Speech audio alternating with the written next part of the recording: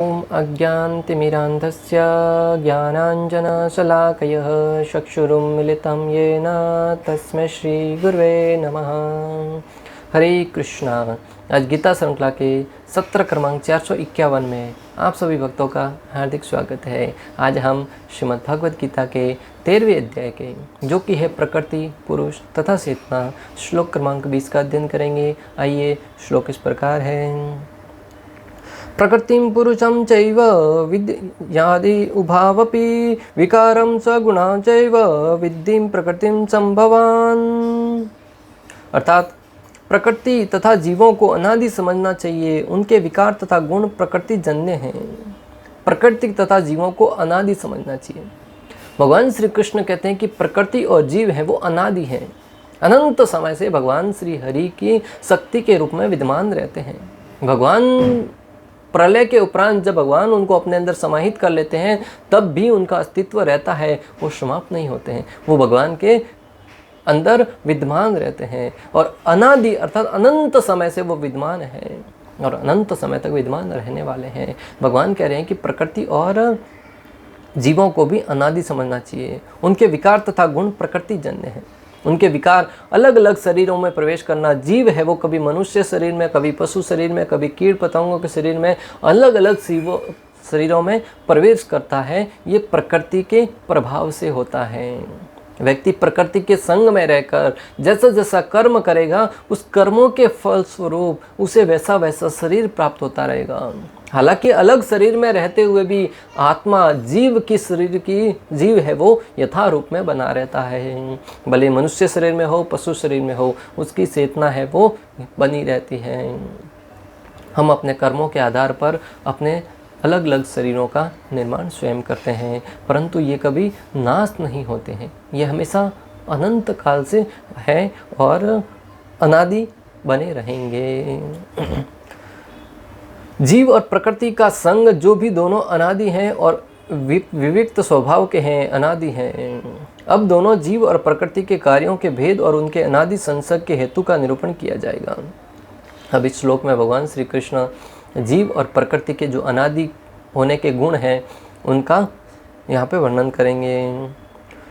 अपि शब्द अवधारणा के लिए है। यह निश्चित रूप से जानो कि प्रकृति और जीव को जो संसर्ग में है वे दोनों ही अनादि हैं। अपि शब्द है वो अवधारणा के लिए कि जीव और प्रकृति भी, ये दोनों भी अनादि हैं और जो संसर्ग में है वे दोनों ही अनादि हैं। यह जानो कि ये शाश्वत हैं क्योंकि ये मेरी शक्तियाँ हैं।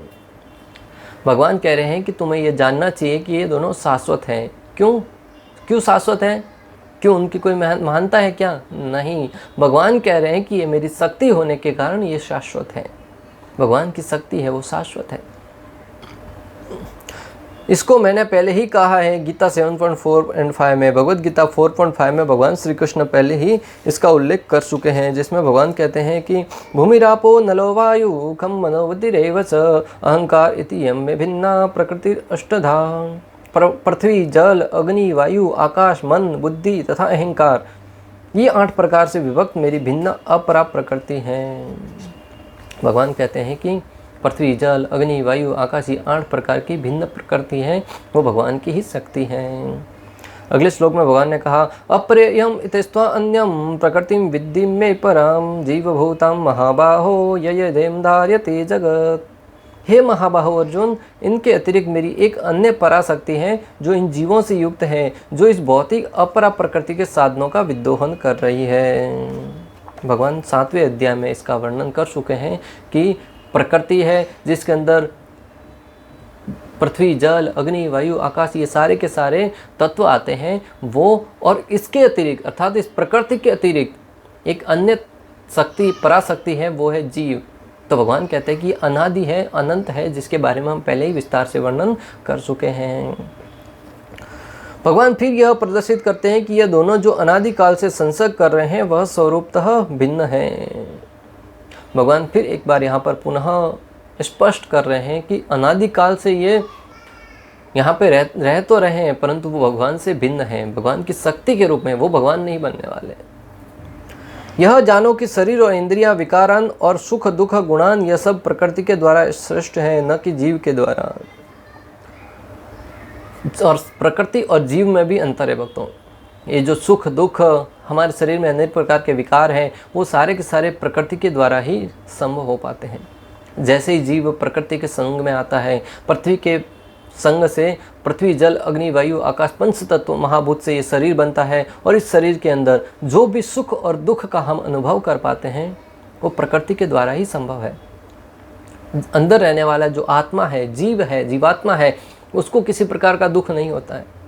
जैसे हम इस भौतिक जगत में आते हैं, इस भौतिक जगत के प्रभाव में बद्ध अवस्था में रहते हैं, तब इस सृष्टि के, इस प्रकृति के संग में रहने के कारण, प्रकृति द्वारा प्रदत्त शरीर प्राप्त करने के कारण, इस शरीर से संबंधित जो भी प्रकृति द्वारा कष्ट दिए जाते हैं, अधिदैविक, अधिभौतिक, आध्यात्मिक और अनेक प्रकार के जीव जंतुओं के द्वारा, ये सारे के सारे जो कष्ट हैं वो इस शरीर से संबंधित है भक्तों। हम सुख और दुख का अनुभव करते हैं इस शरीर से संबंधित। ये तेरा है, ये मेरा है, ये शरीर से संबंधित है, वो पराया है, वो अपना है। ये सारे के सारे जो संबंध है, ये सारा का सारा शरीर से ही संबंध है। अन्यथा जो हमारा आत्मा है, उसका संबंध तो परमात्मा के साथ है, और उसके नाते प्रत्येक जीव में रहने वाला आत्मा है वो हमारा हितैषी है, संबंधी है। और इस संबंध में जब कोई व्यक्ति ज्ञान प्राप्त कर लेगा, वो किसी व्यक्ति को न तो अपना शत्रु मानेगा, न ही अपना कोई विरोधी मानेगा। प्रत्येक जीव के प्रति समभाव से व्यवहार करेगा। उस अवस्था में किसी के प्रति कोई दुख की, द्वेष की, ईर्ष्या की भावना नहीं रहेगी भक्तों, और परम आनंद में अवस्था में रह सकता है।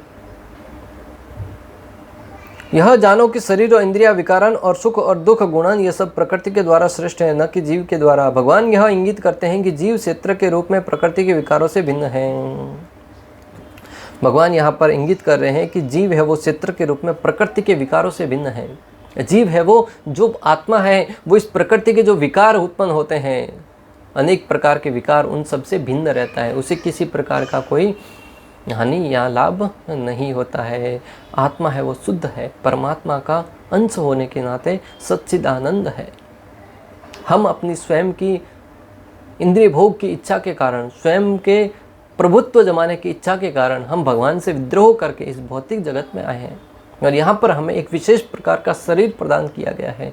जो हमें शरीर प्रदान किया गया उसके अनुरूप अगर हम वास्तविक ज्ञान को जानकर, शास्त्रों से, प्रमाणिक स्रोतों से, भगवद गीता, भागवतम जैसे ग्रंथों से शास्त्रों के ज्ञान को प्राप्त करके उसके अनुरूप जीने का प्रयास करेंगे और उसके अनुरूप जिएंगे, तो निश्चित रूप से हम इस बद्ध अवस्था से, जन्म मृत्यु के बंधन से मुक्त होकर परम धाम, परम गोलोक धाम, भगवत धाम जाने के लिए उपयोगी बनेंगे। अन्यथा पुनरपि जननी पुनरपि मरणी, बार बार जन्म मृत्यु के चक्र में हम घूमते रहेंगे भक्तों। अलग अलग माताओं के गर्भों से गुजरते हुए, कभी मनुष्य जन्म में, कभी पशु जन्म में, कभी कीड़े के बदन में 84 लाख योनियाँ हैं, उन सब में हम भ्रमण करते रहेंगे भक्तों। और उस अवस्था में भी हम अपने इस सुख दुख के अनेक प्रकार से मुक्त नहीं हो पाएंगे। इस अध्याय के ज्ञान से मनुष्य शरीर क्षेत्र तथा शरीर के ज्ञाता जीवात्मा तथा परमात्मा दोनों को जान सकता है। इस श्रीमद् भगवद गीता के 13वें अध्याय से विशेष रूप से, जो कि है प्रकृति, पुरुष तथा चेतना, इसके माध्यम से हम शरीर जो क्षेत्र के रूप में माना गया है, जीवात्मा और शरीर के ज्ञाता जीवात्मा और परमात्मा के विषय में भी हम जान सकते हैं। और जो कोई व्यक्ति मनुष्य जन्म प्राप्त करके इस भगवद गीता के ज्ञान को समझ जाता है, शरीर, हमारा जो शरीर है उसके बारे में, जीवात्मा के बारे में कि हम शरीर नहीं, हम आत्मा हैं, आत्मा का उद्देश्य क्या है, कर्तव्य क्या है, और हमें किसके बारे में जानना है, परमात्मा के बारे में, जो कोई ये ज्ञान प्राप्त कर लेता है भक्तों, वह व्यक्ति सरलता से इस जगत को पार कर जाएगा। शरीर क्रिया क्षेत्र है और प्रकृति से निर्मित है। ये शरीर है वो हमारा क्रिया क्षेत्र है। इस शरीर के भीतर रहते हुए, इस शरीर के साथ रहते हुए जीव है, आत्मा है, वो कार्य करता है। ये शरीर हमें प्रकृति द्वारा प्रदत्त किया गया है। इस पंच महाभूत पृथ्वी, जल, अग्नि, वायु, आकाश से बना है और इसी में मृत्यु के उपरांत विलीन हो जाएगा। अतः इस शरीर के लिए प्रयासरत होने की बजाय आत्मा की संतुष्टि के लिए प्रयासरत रहना होगा। आज प्राय प्रत्येक व्यक्ति इस शरीर से संबंधित वस्तुओं को, व्यक्तियों को, हितैषियों को ही अपना या पराया मान बैठता है। इसी के साथ अपनी और पराये की पहचान कर बैठता है। ये मेरा है, ये तेरा है, ये मेरा भाई है, ये मेरा दुश्मन है, ये मेरी वस्तु है, ये तुम्हारी वस्तु है, ये मेरा घर है, तुम्हारा घर है। ऐसे अनेक प्रकार के भेद करते हुए प्रतीत होते हैं। परंतु तत्व से जानेंगे तो भक्तों भली भांति हम जान पाएंगे कि शरीर पंच महाभूत से जो बना है, पृथ्वी, जल, अग्नि, वायु, आकाश, हमें कुछ समय के लिए ही प्रदान किया गया है। जैसे ही मृत्यु हो जाएगी तुरंत हम इस शरीर को छोड़कर पुनः अगले शरीर में प्रवेश करेंगे और ये शरीर जिस प्रकृति से बना था उसी पंच तत्वों में विलीन हो जाएगा। हम साथ में एक फूटी कौड़ी भी नहीं ले जा पाएंगे। एक क्षत्रिय जो दर्जी का काम करते थे, मृत्यु के समय उन्होंने नरसिंह मेहता से कहा, ऐसी कहावत है मृत्यु के समय कि हे नरसिंह मेहता, मैं तो जा रहा हूँ, ये मेरी सुई है वो तुम लेके आना, मैं ये साथ में नहीं लेके जा पा रहा हूँ। नरसिंह मेहता बहुत धनवान थे, एक एक पाई करके धन को जोड़ रहे थे। जैसे ही उस व्यक्ति के मुख से सुना कि मैं तो जा रहा हूँ परंतु तुम मेरी ये सुई लेके आना, नरसिंह मेहता बुद्धिमान थे, तत्वज्ञ थे, उन्होंने इसके ऊपर विचार किया। ये व्यक्ति मृत्यु के उपरांत जा रहा है, साथ में एक सुई भी नहीं लेके जा पा रहा है, तो फिर मैं इतना धन दौलत रुपया पैसा कहाँ लेके जाऊँगा। उन्होंने समस्त धन धान से अपना रिश्तों को तोड़कर वो पुनः पूर्ण रूप से भगवत भक्ति में लग गए। इस जगत में रहने वाले प्रत्येक व्यक्ति को ऐसे तत्वज्ञानी होने की आवश्यकता है कि हम जीवन भर पूरे दिन गधे की भांति मेहनत करते हैं धन कमाने में, परंतु हमारा जो वास्तविक उद्देश्य है वो पीछे छूट जाता है। धन भी कमाना आवश्यक है परंतु साथ ही साथ आत्मा का पोषण करना भी आवश्यक है। इस शरीर को शुद्ध, शरीर और स्वस्थ और सुंदर बनाए रखने के लिए जिस प्रकार उसके लिए हम अनेक प्रकार के कार्य करते हैं, उसको भोजन देना, व्यायाम करना, स्वच्छ रखना, ऐसे अनेक क्रियाएं करते हैं, उसी भांति आत्मा का भी पोषण है। हरि नाम, हरि कथा, उसको भी करना अत्यंत आवश्यक है। आज का मानव उन सब कर्तव्यों को भूल जाने के कारण, इस शरीर और आत्मा के विषय में ज्ञान नहीं होने के कारण मात्र शरीर से संबंधित ही कार्य करता है, आत्मा के विषय में कभी भी विचार विमर्श नहीं करता है। इसी कारण वो दुखों को भोगता है, कष्टों को भोगता है, बार बार जन्म मृत्यु के चक्र में घूमता रहता है। इसलिए आप और हम सब का कर्तव्य है कि हम सब मनुष्यों को, मानव जाति को इस कृष्ण भक्ति के विज्ञान को समझाएं, उनको वास्तविकता का बोध करवाएं कि हम शरीर नहीं, हम आत्मा हैं और इस नाते हमें आत्मा के पोषण के लिए प्रयासरत रहना होगा। जिस व्यक्ति ने इस संदर्भ में ज्ञान अर्जित किया है वो इस शरीर से संबंधित कार्य करते हुए आत्मा के पोषण के लिए भी लगे हुए हैं। कृष्ण भावनामृत के द्वारा, कृष्ण कथा के द्वारा, कृष्ण भक्ति के द्वारा, हरि नाम के द्वारा आत्मा का पोषण करते हैं। और आज हम देख रहे हैं संपूर्ण विश्व में जो कृष्ण भावनामृत में लगे हुए हैं भक्तों, वो परम आनंद में अवस्था में रहते हैं। दुख कष्टों के होते हुए भी परम आनंद की अनुभूति करते हैं, समस्याओं के होते हुए भी परम आनंद की अनुभूति करते हैं। शास्त्रों में दृष्टांत भरे पड़े हैं, पांडव है, ध्रुव महाराज है, प्रहलाद महाराज है, ऐसे अनेक दृष्टांत है, मीराबाई है, नरसिंह मेहता है, अनेक दृष्टांत है जिन्होंने जीवन में भौतिकता से कष्टग्रस्त होते हुए भी परम आनंद में अवस्था में रहे। क्यों रह पाए? क्योंकि उन्होंने भगवान श्री कृष्ण की शरणागति स्वीकार करी थी। कृष्ण भक्ति का आनंद सखा था, कृष्ण भक्ति का स्वाद सखा था। आज आप और हम भी यथाशक्ति यथासंभव कृष्ण भक्ति को अंगीकार करके उसके अनुरूप जीवन जीने का प्रयास करेंगे। निश्चित रूप से सफलता हमारे कदमों को सुनेगी भक्तों, और भगवान श्री हरि की हम पर कृपा होगी। और भगवान श्री कृष्ण कहते हैं कि जो कोई व्यक्ति मेरी शरण में आकर मेरी भक्ति करता है, भगवद गीता 10.11 प्रमाण है कि मैं उसके हृदय में विराजमान होकर उसके अंदर उपस्थित अज्ञान जन्य अंधकार को दूर करते हुए ज्ञान में प्रकाश को प्रज्वलित करता हूँ।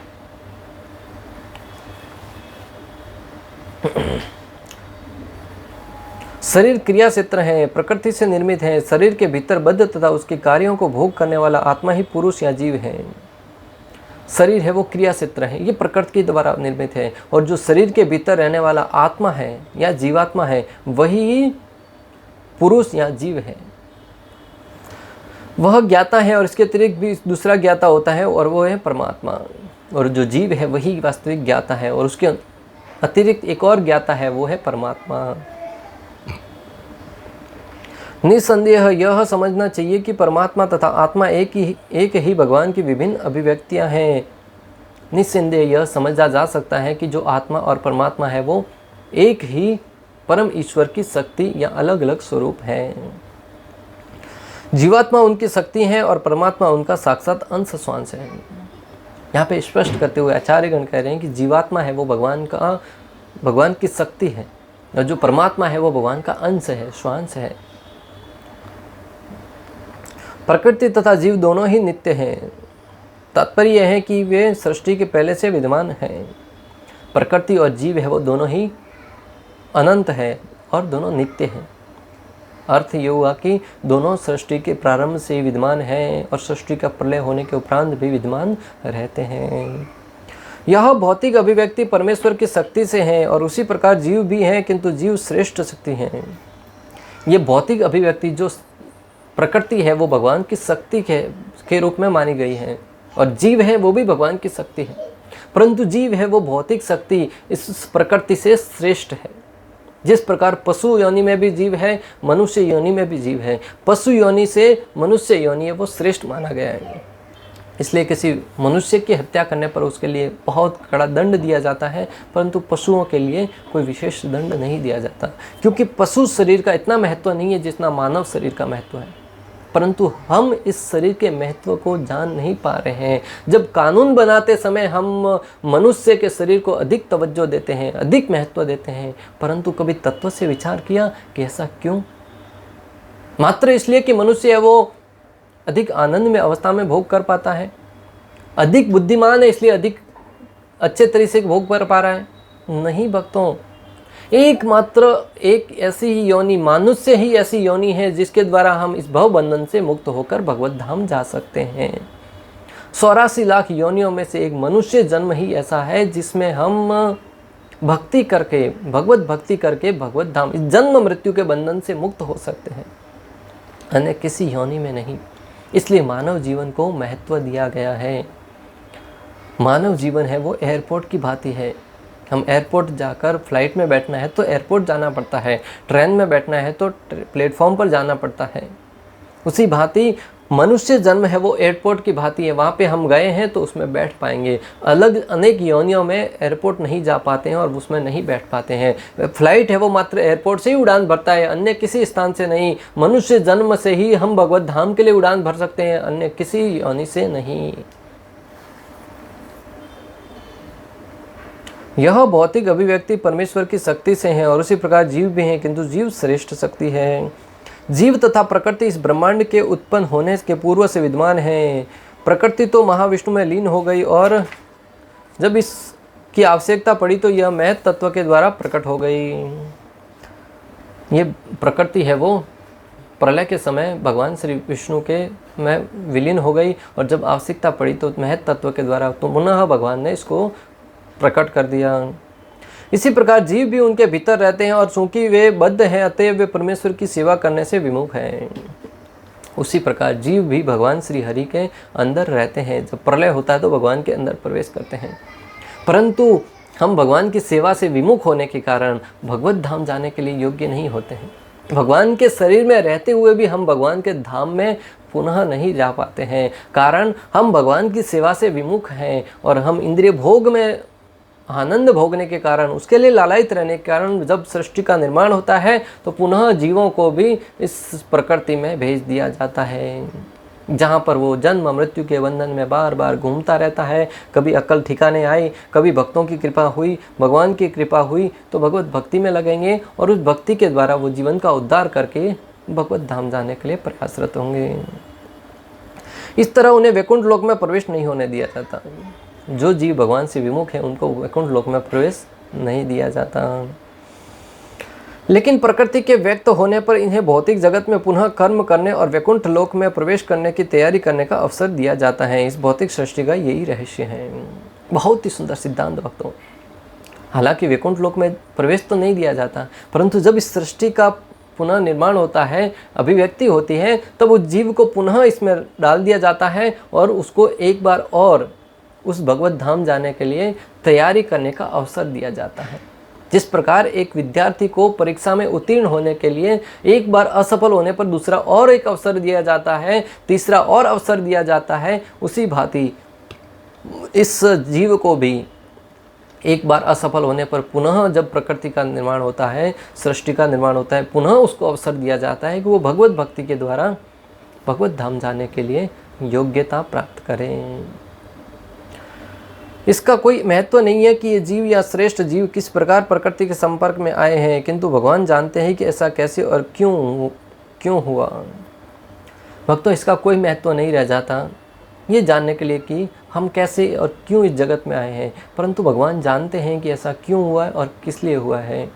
हमें मात्र इतना करना है जो शास्त्रों में बताया गया है, जो गुरु परंपरा में ज्ञान आ रहा है, उसके अनुरूप कार्य करते हुए, भगवान की वाणी पर श्रद्धा रखते हुए, गुरु की वाणी पर पूर्ण विश्वास रखते हुए उसके अनुरूप जीवन जीते रहें। निश्चित रूप से एक दिन हम उस भगवान श्री हरि के धाम को प्राप्त करने में सफल होंगे। शास्त्रों में भगवान का वचन है कि जो लोग प्रकृति द्वारा आकृष्ट हैं वे कठिन जीवन संघर्ष कर रहे हैं। शास्त्रों में भगवान द्वारा अनेक जगह उल्लेख आता है कि जो जीव प्रकृति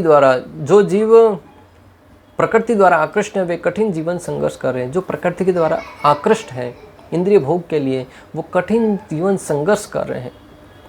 लेकिन इन कुछ श्लोकों के वर्णनों से यह निश्चित समझ लेना होगा कि प्रकृति के 3 गुणों के द्वारा उत्पन्न विकार प्रकृति की ही उपज है। परंतु इन श्लोकों के द्वारा हम ये समझ पाते हैं कि प्रकृति के द्वारा अनेक प्रकार के गुणों का निर्माण किया जाता है, ये प्रकृति की ही उपज है। जीवों के सारे विकार तथा प्रकार शरीर के कारण हैं। जहाँ तक आत्मा का संबंध है, ये सारे जीव एक से हैं। जो जीवों के जो सारे के सारे विकार हैं वो शरीर से ही संबंधित हैं। मैं और मेरा की भावना, तुम तथा तेरा की भावना, ये मेरा वो तेरा, ऐसी अनेक जो भावनाएं हैं ये शरीर से ही संबंधित हैं। ये शरीर के ही विकार हैं। आप जहाँ तक आत्मा का प्रश्न है वो इन सारे के सारे अवगुणों से, सारे के सारे दुर्गुणों से, संबंधों से वो परे हैं। आत्मा है वो परम आनंदमय स्थिति में रहता है और वो भगवान के सानिध्य में रहने का आनंद भोगना चाहता है। वो इस भौतिक जगत के सामान्य इंद्रिय भोग के प्रति जरा सा भी लालयित नहीं रहता। अतः हमें आत्मा के पोषण के लिए, जो कि अनंत है, जो कि आदि है, ये शरीर है वो टेम्परेरी है, कुछ समय के बाद इसको समाप्त होना है। जन्म मृत्यु के बंधन में मुक्त होने के लिए हमें आत्मा की आवाज़ को सुनना होगा और इस शरीर को पोषण करने के बजाय आत्मा का पोषण करने पर ध्यान देना होगा। इस शरीर को स्वच्छ रखते हुए, शुद्ध रखते हुए हमें आत्मा के पोषण के लिए विशेष रूप से प्रयासरत रहना होगा। इस प्रकार श्लोक क्रमांक 20 का भक्ति वेदांत तात्पर्य पूर्ण हुआ। अंत तक हमारे साथ बने रहने के लिए आप सभी का हृदयपूर्वक, प्रेम पूर्वक बहुत बहुत धन्यवाद। शिला प्रभुपाद की जय। श्री श्री राधा गोपीनाथ भगवान की जय। श्रीमद् भगवद गीता की जय। हरे कृष्णा कृष्ण कृष्ण हरे हरे, हरे राम